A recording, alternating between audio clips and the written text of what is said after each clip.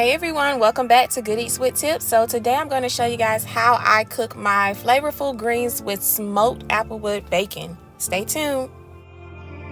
So I started out with a 16-ounce bag of mixed greens that included collards, turnips, and mustard greens. Even though the bag says the greens have been washed, I still go and wash my greens several times and drain them to make sure that they're thoroughly cleaned. Once I do that, I go ahead and pat them dry. I go ahead and add my bacon to the pan.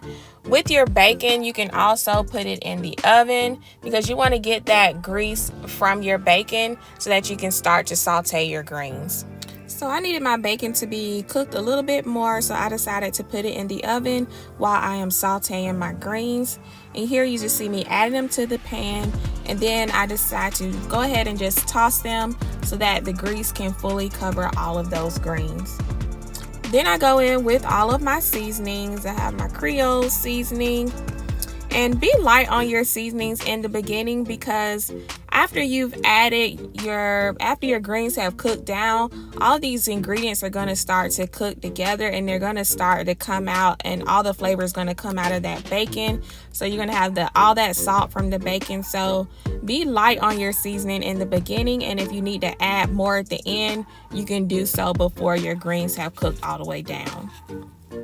Next, I'm going to go in and add my green bell pepper, and then I'm going to use chicken broth and just cover those greens in all of that chicken broth. And after I've done that and got those all mixed in, I'm going to go ahead and add in my bacon. And what I've done is I've just cut that up in little bitty pieces and just added it to those greens, and then just kind of mix it in there. That way they can fully get the flavor of that applewood bacon, and then I just cook it down. And so this is how it looks once it has cooked down. All the flavor has come out of those greens. You can always taste your greens throughout the process as well, just to see how they taste.